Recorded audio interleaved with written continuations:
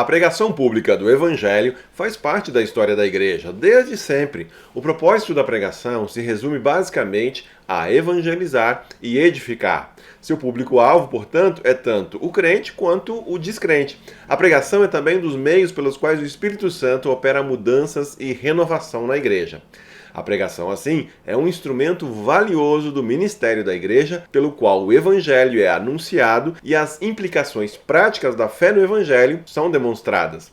Em seu livro Igreja Centrada, o pastor Timothy Keller apresenta 5 características da pregação que promove a renovação pelo Evangelho. Seja bem-vindo ao canal Teologia Missional. Vamos falar sobre pregação.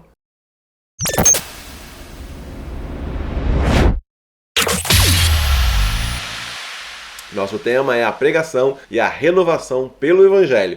O Evangelho de Jesus Cristo é transformador. Para que haja uma verdadeira renovação na vida da pessoa a partir do Evangelho, ela precisa compreender, assimilar e procurar viver a vida a partir das convicções. 2 convicções. Primeiro, sou pecador, vivo afastado de Deus, vivo egoisticamente, em rebeldia e fuga. Segundo, apesar do meu pecado, da minha rebelião, Deus me ama, em sua graça Ele vem me resgatar.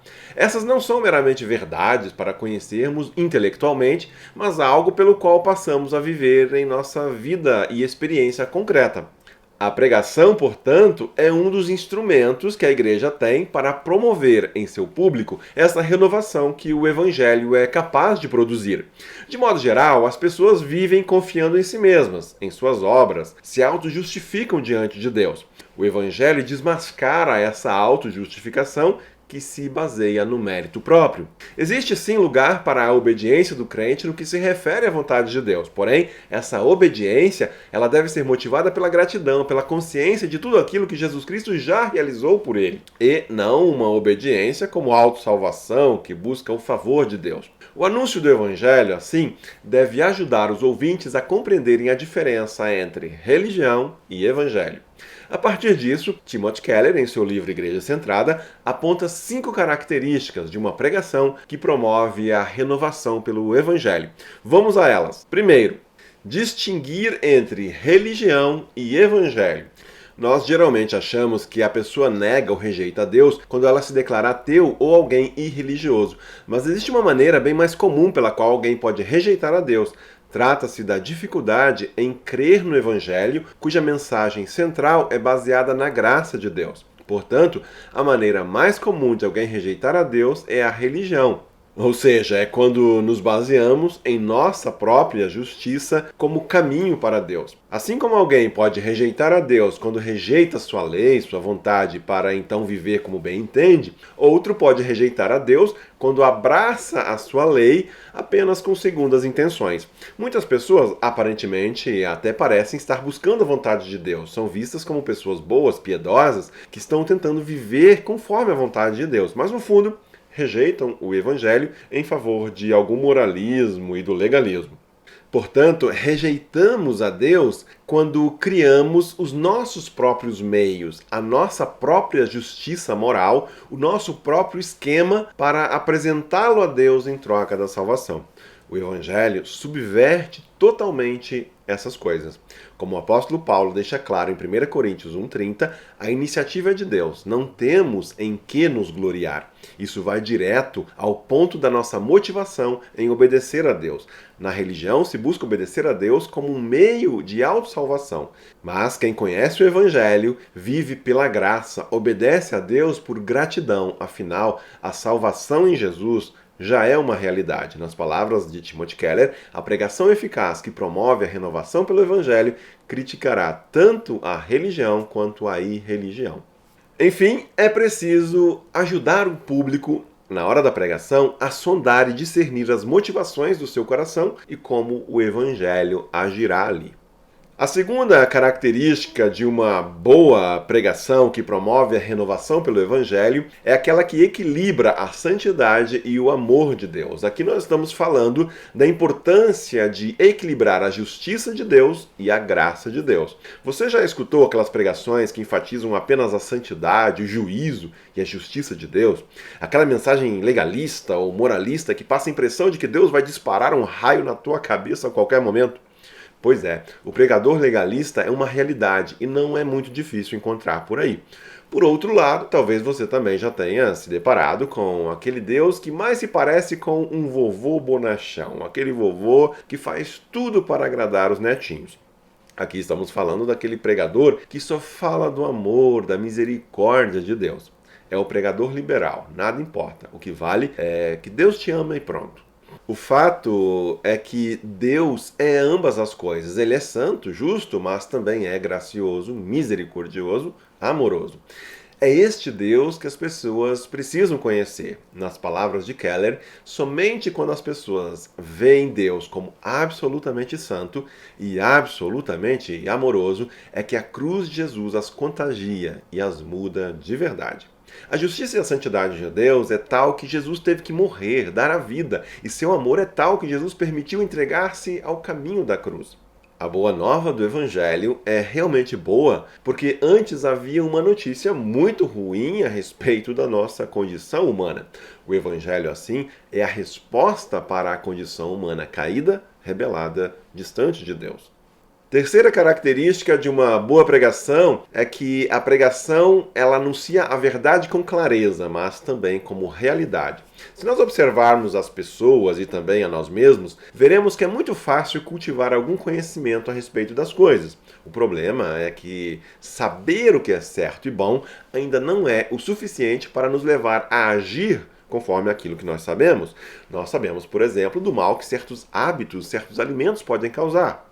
Ainda assim, não mudamos de hábito e nem de dieta.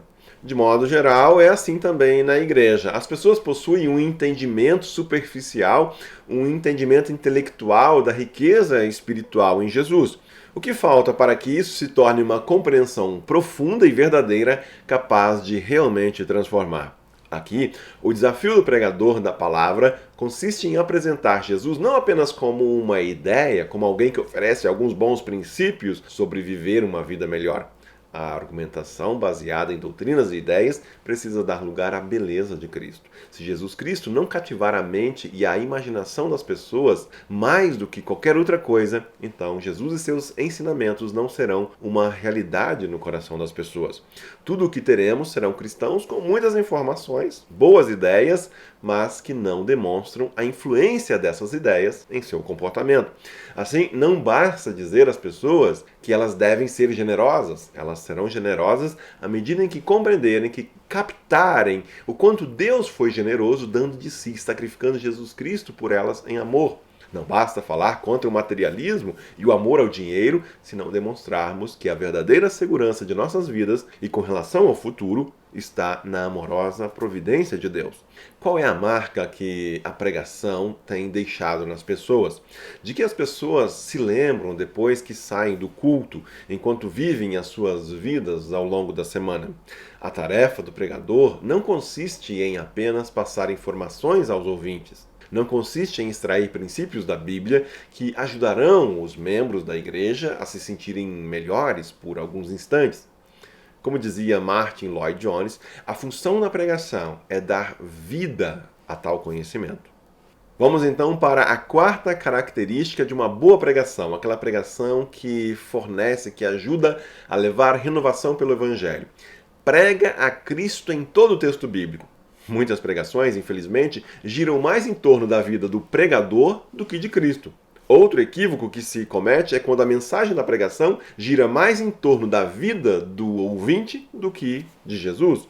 O objetivo da pregação deve ser de levar as pessoas sempre a Cristo. Quando isso não acontece, Keller dirá que os ouvintes sairão com a impressão de que a mensagem basicamente gira em torno deles, do que eles devem fazer. Você certamente já ouviu sermões assim, cheio de princípios, com várias coisas que são listadas sobre o que deveríamos e o que não deveríamos fazer. Pregar a Jesus em cada texto da Bíblia é um verdadeiro desafio, mas um desafio que nenhum pregador sério deveria evitar. Muita coisa vem com a experiência, claro. E nem é preciso dizer que para pregar a palavra de Deus é indispensável que se conheça profundamente a Escritura, o texto bíblico. Para ser capaz de relacionar Cristo no texto, é fundamental que se tenha um bom conhecimento do contexto canônico das Escrituras. É preciso conhecer bem o enredo mais amplo daquilo que Deus revela por meio das Escrituras Sagradas. Só assim o estudioso da Bíblia poderá discernir e compreender as conexões que apontam para Cristo.